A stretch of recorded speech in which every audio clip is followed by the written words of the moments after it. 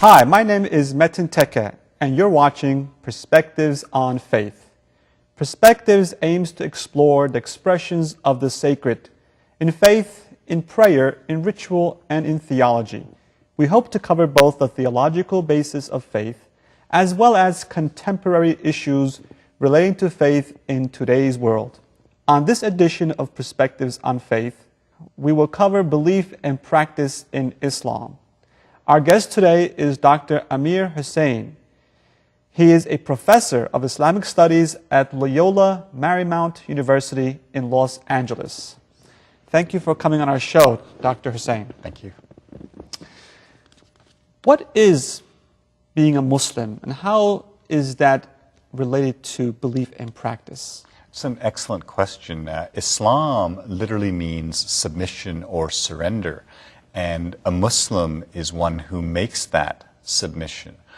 I prefer the term surrender, or even better, engaged surrender, because in North America, when we think of the word submission or surrender, we think of passivity. We think of sitting back and letting things happen to us. That's not what being a Muslim is. Being a Muslim means being actively involved in things, and so that engaged surrender to God. Islam, like other religious traditions, is a monotheism. There's one and only one God, and you have certain obligations to that God and to each other. When one mentions faith in Islam, the hadith, the tradition of the Prophet, where Gabriel comes and asks a series of questions to the Prophet, comes to mind. Would you please elaborate on that hadith? Yeah. That's a wonderful hadith or narrative about the Prophet, and it's at a time in which he's in Medina and a mysterious stranger appears. The stranger asks Muhammad, "Tell me, Muhammad, about Islam." And the Prophet responds that Islam means that you have faith in God, there's no God but the one true God, and that Muhammad is God's messenger, that you perform the prayers, you give to charity, you fast during the month of fasting, and you make the pilgrimage once if you're able to. The stranger says, "That's correct," and then asks, "Tell me, Muhammad, about Iman, faith." And Muhammad says faith means that you have faith in God, in God's angels, in God's books, in God's messengers, in the last day, and in the judgment, the hour of judgment. And again, the man says that that's correct. And then the man says, "Tell me, Muhammad, about ihsan," literally doing what is beautiful. Tell me about creating beauty. And the Prophet says, it's to worship God as if you see God, for even if you do not see God, God sees you. And then the man asks Muhammad about the day of judgment, and Muhammad gives an interesting response that he doesn't know, what's going to happen in the hour, in the same way that the man doesn't know. Tell me some of its marks, and he gives some idea of what the indications are of that, where the social order is going to be inverted.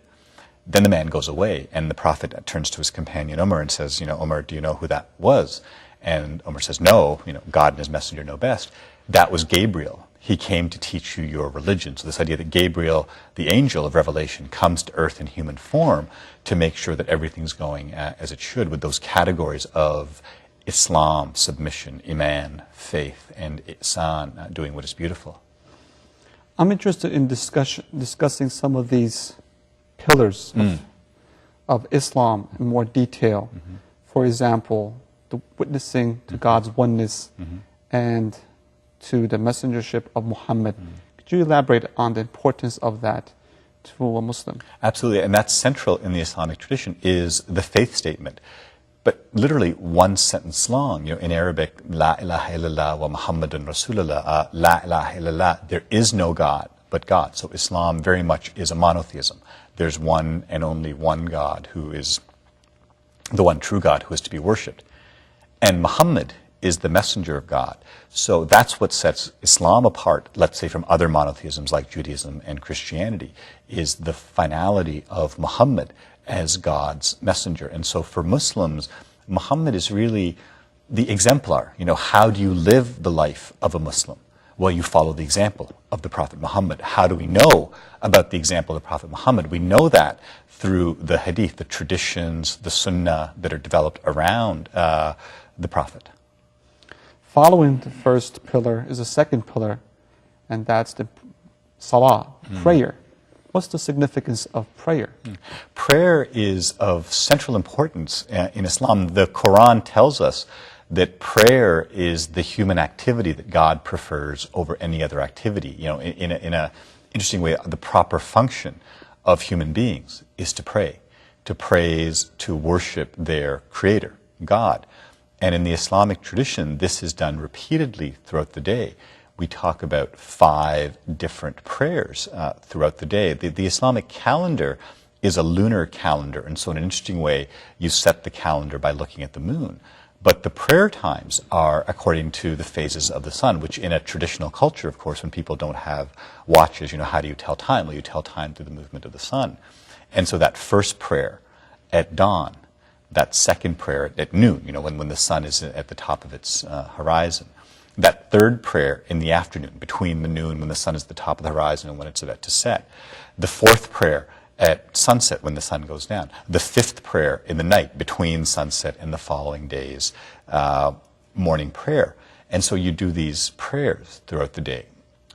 So throughout the day you have to remember God. Absolutely. That it's a sense of calling you back at least 5 times a day to God. And the prayers are very much, we talk about embodied prayer. You know, the idea that you're very much praying with your body. You're not just sitting still, articulating things in an intellectual kind of way. Can you describe the postures of prayer and the significance behind the postures? Absolutely. And then the prayers involve standing, it involves bowing down, it involves kneeling down, literally touching your forehead to the ground, to the carpet that you're praying on. And the idea here is you're embodying that submission. You know, we as human beings are very proud of who we are. You know, we like to think that we're important, and of course we are. But we're not God. Only God alone is God. And so that sense of literally bowing down, it's a very humbling experience to bow down before someone. It's a very humbling experience to touch your forehead to the ground in front of them. And the idea here is that in the prayer, in the bowing down, you are physically assuming that position of humility. You understand that there is a God, and you as a human being are very important. And the Quran tells us we're the best of God's creation, but we're not God. There's also the notion, if I just finish that up, of community. You know, it's perfectly fine to pray by yourself. It's better to pray with a community. We use the term ummah in Islam, the community of believers. And so you're encouraged, wherever possible, to pray those prayers in community. The Friday afternoon prayer being a day of congregational prayer. You know, the idea that perfectly fine to pray at home by yourself.